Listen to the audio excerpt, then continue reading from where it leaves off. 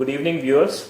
Welcome to live webinar on reflections on Union Budget and Investment Outlook, brought to you by Aditya Birla Money MyUniverse, India's #1 personal finance platform. At Aditya Birla Money MyUniverse, we have a family of 2.5 million users to whom we bring this kind of expert webinars on an ongoing basis so that we can make the most judicious decision when it comes to economy, market and our own portfolios. So without much ado, I introduce myself. I am Rahul Parikh. I head Aditya Birla Money MyUniverse. And with me, we have Mahesh Patil, who is the Co-Chief Investment Officer at Birla Sun Life AMC. So Mahesh, let's start with your views on the outcome of the Union Budget announced yesterday. What are your first cut views on the budget? Yeah, so if you look at the budget, the expectations on the budget were pretty low at this point in time compared to the earlier period. And there were two questions in mind, whether the finance minister would stick to the fiscal consolidation roadmap or otherwise he will probably let it slip a bit and go for a pro-growth kind of, especially at a time when the economy is slowing down. So I think there was a tough balance at this point in time in terms of growth, how much he could spend over there and fiscal consolidation. So he's probably able to manage that pretty well. So he has stuck to the fiscal deficit target of 3.5%, which is good, which cheered the bond holders, and we saw a big rally on the bonds yesterday. And on the other side, this year has been a difficult year for the rural economy with poor monsoons, and also the fact that the MSP increases were not. We've seen food prices, there have been a deflationary impact over there. So that's impacted the rural income.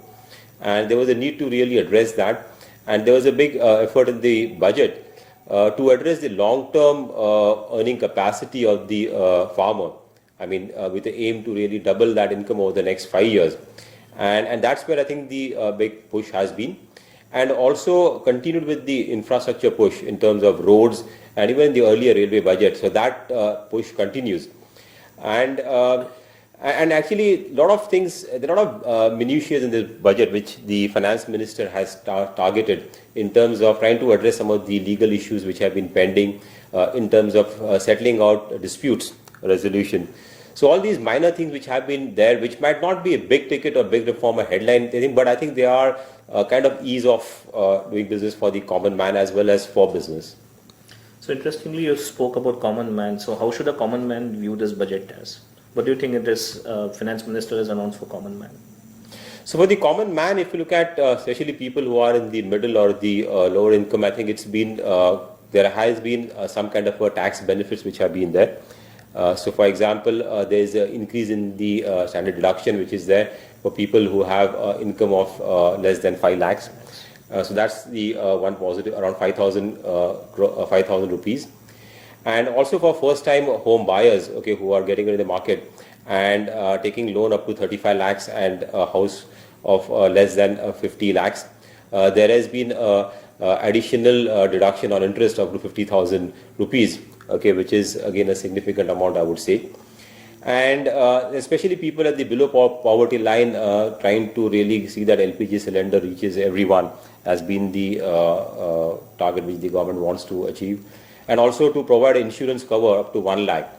But if you look at for the rich, actually there has been it's slightly negative, I would say. There are a couple of things which are there. One is the increase in surcharge, okay, for people having income of more than 1 crore from 12% to 15%. And also people having on dividend income above 10 lakhs, okay, there is going to be a 10% additional tax which will be liable.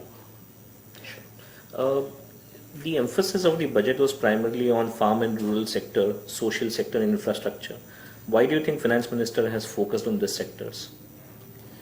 So there has been a lot of talk that this government has been kind of pro-rich or pro the corporate side. So there has been a talk about it. So you were expecting some kind of this time around some boost given to the rural economy and also to the poor. And the rural economy, especially as I mentioned earlier, has seen a slowdown. In the last 2 years, we have seen that the rural income growth has come down to low single digits, which is to grow at a higher pace. And as a result, the overall economy, if you look at, there are two drivers to the economy. One is the consumption and other one is the investment leg. So investments clearly are slowed down. So consumption has been pretty robust in India. But in the last 2 years, we've seen the rural leg of the economy, which is a large part, has slowed down.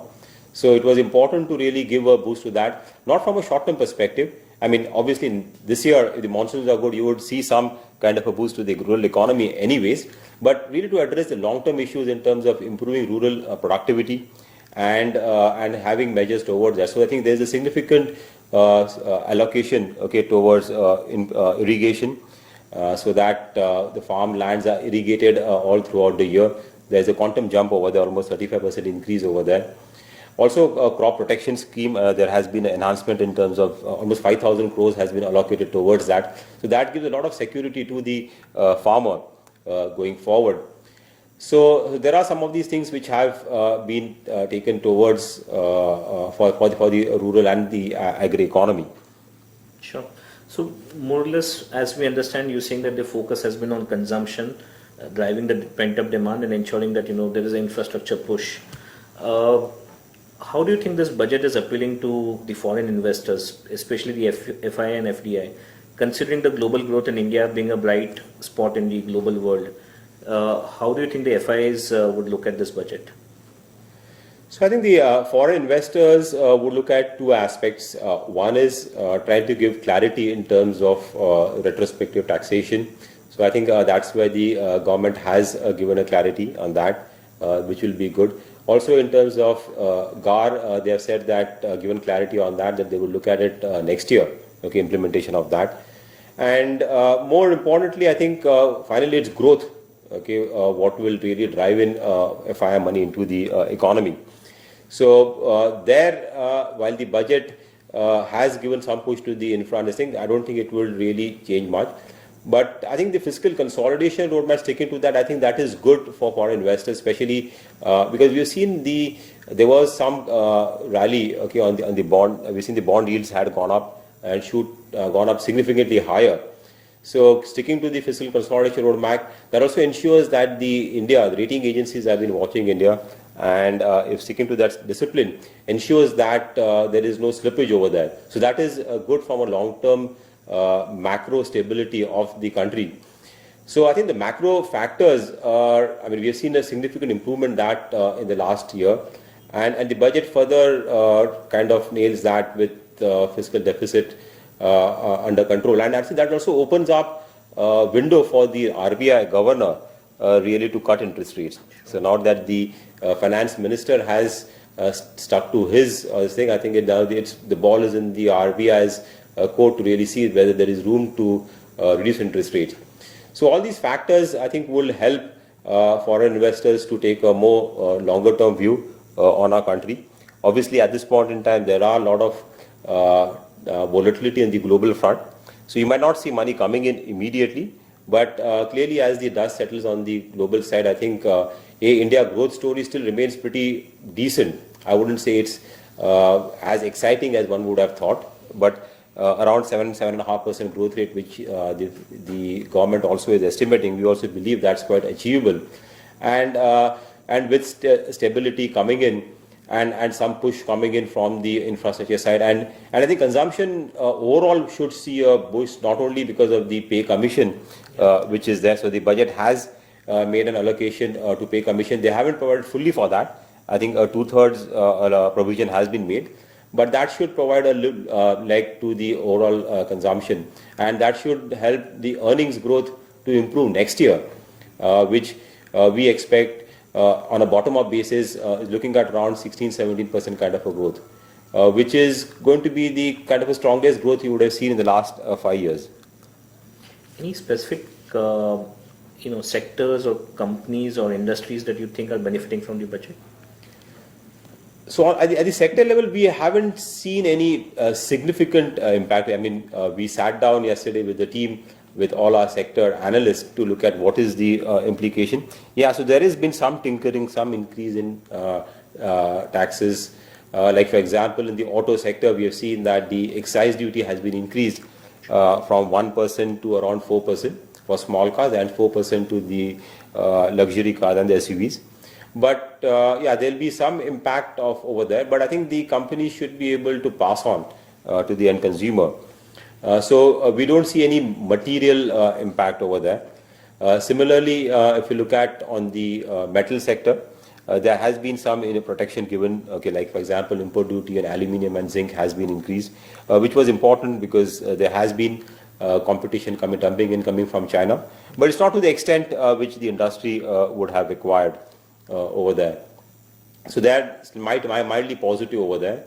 And overall, for the power sector, for example, so there has been a focus on renewable energy. So they have come with an innovative mechanism to raise funds, okay, so that which can be used to fund the renewable energy like solar and wind. So there's additional 200 rupees duty on cess on coal which has been applied. So that will fund some of these investment in the renewable energy sector. So that should benefit companies in that space. So yeah, nothing, frankly, which we see will materially impact the earnings of companies on the macro. On a general basis, clearly with the rural push, you should see the rural consumption grow. So to that extent, some of the consumer companies which had seen a slowdown rural side should see an improvement into their earnings, which will also mean like autos, for example, two-wheelers should see improvement in their growth. Sure. We'd seen huge swings in the market yesterday. The market touched the bottom and recovered smartly. Today we had a huge rally in the market. Volatility has been part and parcel of the market for the last few months. How do you read this market going forward? Yeah, so this year we began with a kind of a very negative sentiment on the global front, and it's been a pretty bad year till date. And yeah, clearly we've seen the volatility has increased. See, I think if you look at from the peak, the market is corrected almost like 24% or so. So that's a significant correction. So we are probably near somewhere near the bottom, I would say. We have seen market correcting by around 27-28% earlier also in 2003, 2005 and in 2012 after the global financial crisis. So even in a rising market, we have seen around 28-29% kind of a correction, and we are somewhere normally in that range. And we've seen the earnings also in this last quarter have been kind of muted, but clearly there hasn't been any significant deterioration sequentially, except for the banking sector, where there has been increase in the NPAs. So I think the worst from the standpoint, I think is behind us. So that, and with the correction, the valuations are now looking very comfortable. So we are finding good value, especially in the larger cap names at this point in time. And at the global front also, I'm seeing some normalization coming through. If you look at the fall in the global side, started off, one was China, okay, where there were concerns about slowdown and also about depreciation of the yuan. So clearly, I think the Chinese central bank has come into the market and they've said that, okay, the yuan, okay, they're not seeing a significant depreciation. It will be in line with their trade basket. And also Chinese government is stepping in to really provide more liquidity. We saw a CRR cut yesterday. So I think things should normalize over there. We don't see a hard landing over there. And a commodity fall, which we saw a sharp fall in commodities last year, which raised a lot of concerns in a few economies. There again, we have seen things have bottomed out. Like, for example, oil seems to have bottomed out around $26. A lot of other commodities, metals, have also kind of bottomed out and seen some uptick from those lows. And I think the cost of production at these levels is actually higher than the current prices for marginal cost of production. So I think we are seeing some normalcy coming in. And I think with that, but I think one should not rule out, because Eurozone still remains kind of a risk area. So I think the volatility will continue for some more time. And in India, as the earnings growth starts to improve, which we see that happening from the first quarter of the next fiscal year, I think our market should start to outperform from then. Sure. So any specific market actions or triggers that investors should look at before investing, or they should continue investing in the current levels? I think they should continue to invest at the current levels. Systematically invest at every level, and that's what we have been advocating, and that's one should continue to do that. Obviously, when the market is a sharp correction in the market and when there is a capitulation, one can possibly make a lump sum investment, because that's when the risk reward is clearly favorable, valuations are attractive. I think one can probably make a larger investment. Otherwise, I think systematic investment should continue. You will see volatility. I mean, it might subside for some time, but it can continue again because there are a lot of news flow on the global front. Still, there is no clarity. So we are not in a kind of a secular market where everything is fine globally. Domestic also things are on the mend, but okay, you could see, I mean, monsoons and other factors, how they pan out. So continue with the systematic investment. That's the best route. And while on a one-year basis the market is down significantly, I think it will catch up over the next one or couple of years. As we are pretty comfortable that earnings growth, if not in the high teens, at least in the mid-teens, is something which is quite achievable. Sure.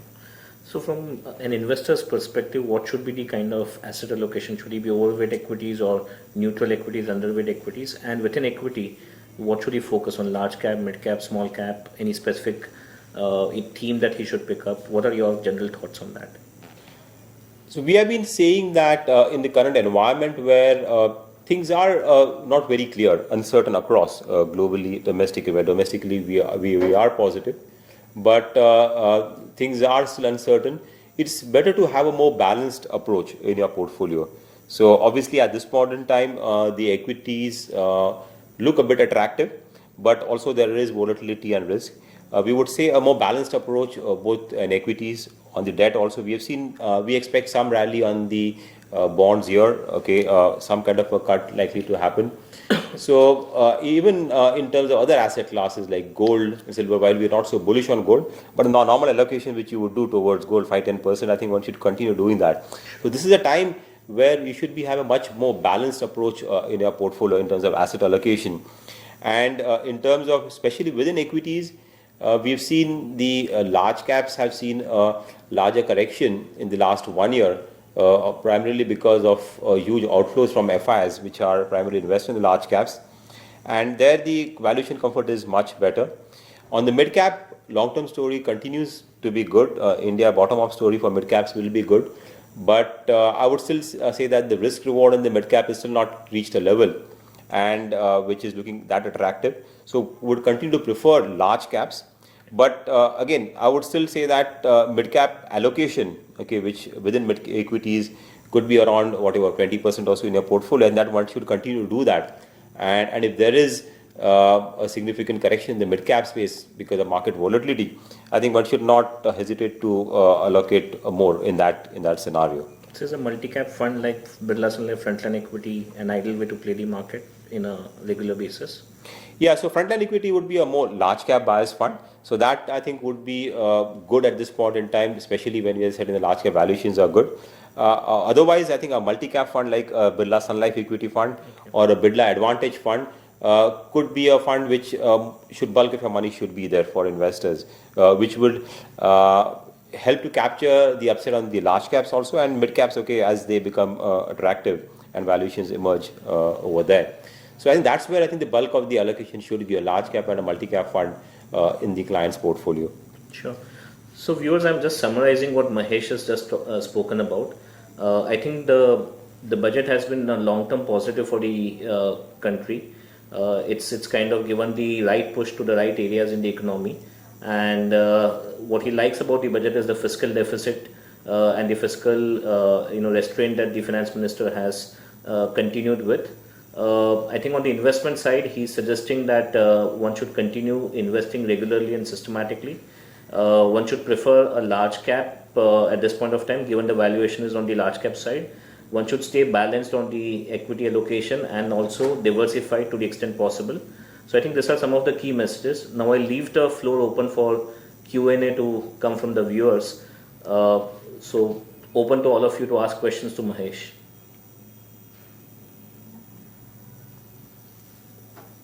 Okay, I have few questions that have come to me. So I'll start with that, Mahesh. Do you think that the budget has brought back the positive sentiment in the market? So I think budget after some point in time, I think would be a non-event actually, right? So yeah, to that extent, there are a lot of, as I said, there were concerns which were there in the budget that you will see long-term capital gain tax coming in and various talks about that. So those things haven't come in. So I would say there have been no negatives. Okay, to that extent, I think it's a positive. Otherwise, I think things will again start to move along. There are a couple of things which the procedural things, okay, which the budget has addressed. Just to give an example, like example in the housing sector for REITs. I mean, the last budget he had talked about removal of the dividend distribution tax.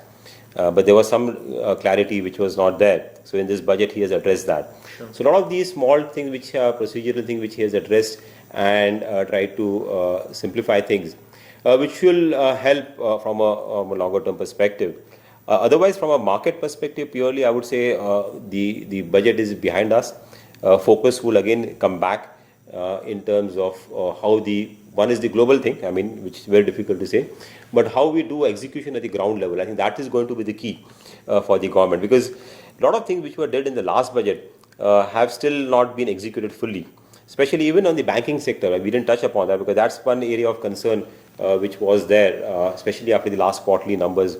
We have seen a huge ballooning of NPAs which have come in.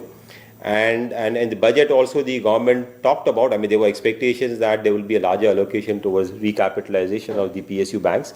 He has made some provision, but I think he's committed towards providing more capital if it is required. But more importantly, I think the next step would be in terms of recoveries, okay, of these NPAs. So that's where I think he's touched upon the budget, but more action will come after the budget in terms of the passage of the bankruptcy bill and other efforts to really revive the banking sector. Sure. There has been some buzz in the market about a likely rate cut as a fallout of the budget announcement and the fiscal restraint. What's your house view? As in, are you looking at a 25 or 50 basis points cut in the near future? So we are also hopeful. We have been actually hopeful that the rates needs to be cut at these levels, looking at the state where the economy is, where inflation is at this point in time. We don't see any heightened inflationary expectations. And the only missing link was in terms of the budget, okay, what's going to be the government borrowing program. So with fiscal deficit pretty much under control, that's not likely to balloon up. So I think it really increases the chances of a rate cut. And I think really if you look at the earlier rate cuts which have happened, we have seen 125 basis point rate cut, but it hasn't really had much impact on the bond market. Yeah. And so I think if the government really wants to, if the RBI government really wants to surprise, I think then it should go for a larger cut and to seize the initiative. So we would expect around 50 basis point rate cut looking at the current fundamentals.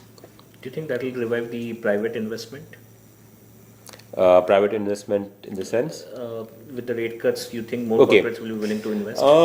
I'm not too sure about, capital investment decision is not necessarily a function of the interest rates. We have seen even when rates were higher and going up, capital expenditure at a much higher rate. Or it's a more a function about the feel-good factor. What is your outlook on growth? Because when you do a capital investment decision, it's not for the next couple of years, but you're planning in for the next 4 or 5 years, long term. So I think that will take time. It's not going to just happen but what will happen is with rate cut, it will help to ease stress on the sector. So a lot of companies which have, corporate India is still under heavy indebtedness. If you look at a large company, especially in a few sectors like infrastructure or materials, so they need to first deleverage. So that deleveraging cycle has to first happen. A cut in interest rates will help them to lower the interest costs. Secondly, it will help to some extent to spur some amount of consumption. Okay, as demand increases, the capacity utilization levels in the corporate sector are still pretty low. So as demand picks up, as capacity utilization starts to improve, then that's when you'll see the capital investment, the private sector investment starts to pick up. So that will probably be another year or so down the line. Okay. There's been also some announcement with respect to the pension side in terms of taxability on the superannuation, EPF, etc. What's your view and what is the impact on the common man? So on the pension fund, I think there was some anomaly between the NPS scheme and the the Employee Provident Fund and the PPF. So the government and in the budget, the finance minister has tried to address that anomaly and trying to bridge the gap between those two. So on the NPS, okay, they have allowed 40% takeaway from that after retirement, okay, which will be non-taxable. Whereas on the flip side, on the EPF and the EPF, they have 60% of the receipts, okay, which will be there at the end of the termination of tenure, okay, will be taxed. So here there was some confusion whether it's on the total amount, but it's been clear that it's only on the interest accrued, okay, on that or the whatever time frame. So that 60 that would be taxed. So we are entering into a EET kind of a regime from EEE, exempt, which was there for employee EPF. So it's gone into a exempt taxation at the end of the termination. Sure. What is your view on the global market? Do you see US, China, and other markets recovering soon, or they continue to be the way they are? So on the global side, we have seen. I mean, you talked about China. Clearly, yeah, China. There is a slowdown in growth, and we seeing that the growth will. I mean, overall global economy itself will grow slower in this calendar year compared to last year, and there are debates about how slow that growth could be. Whether people have started talking about whether we'll go in a global recession, that's an outside risk which is there. For us, we don't think that's a kind of a base case for us. We think that there will be a slowdown in global growth. And while China, there are still fears about whether they could see a larger depreciation of the yuan. But again, our view is that you would not see a significant depreciation over there. I think the China overall health in terms of the forex reserves and this thing is pretty strong. And while there have been capital redemptions, okay, pressures which have been, I think they should be able to manage that at this point in time. So we see a slowdown definitely in terms of global growth. On US also, there have been talks about GDP growth slowing down this year, and that will impact corporate earnings. If you look at the US market per se, has done pretty well in the last 5 years. After the global, it's one of the best performing markets. So obviously, it could correct from these levels. Okay, as global growth slows down, a lot of US corporates are linked to the global economy because there are a lot of earnings coming from over emerging markets and other developed markets. So there could be some correction in the US market. I think Europe could still be a kind of a joker in the pack where there could be some surprises, okay, which could emerge, or negative surprises over there. And whether it is the Greek exit again, which could come up. And there again, the banking system over there in Europe has been under pressure. We've seen a certain huge amount of defaults over there, especially on the derivatives. And with the fall in the commodity prices, there are always huge losses which are standing. So those risks, tail risks will always be there. So the global environment would remain, at the moment, I think things have got a factor in, but yeah, one has to really be watchful of any adverse development globally, especially coming out from Europe, I would say. Sure. So, Mahesh, that's about it. Your final word to the viewers on how they should continue their investment journey. So, I would say that investing into markets, especially the equity markets, you would bound to see volatility. There have been periods where we've seen markets give you returns more than what we would expected. We saw that in the calendar year 14. And then subsequently we've seen in 15 was not such a great year. But I think for the economy, in the longer run, the markets will really do as much as the earnings growth, corporate earnings growth, and that will be a function of the economy. Overall, I think we have toned down our growth expectations for the economy in line with what's happening globally. And I think our return expectations from the market have to also be toned down because across asset classes, I think you will see a lower return. And that's also fine because your underlying inflation, what we are expecting is much lower than what it used to be 2 to 3 years back. So if your return expectations are modest and realistic, I think the equity markets from here, from a longer term perspective, should be able to deliver that. We believe that we've still not seen the full benefits of whatever the government has had to do in the last 1 year.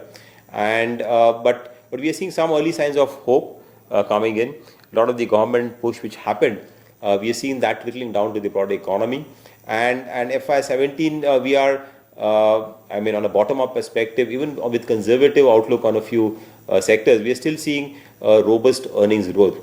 So I think don't be disappointed, I think, by the recent underperformance of the market. continue with your long-term investment into equities, and I think you will be rewarded from a medium to long-term perspective. So that's the message which I would like to give to our investors. Sure. Thanks, Mahesh. It was a pleasure talking to you.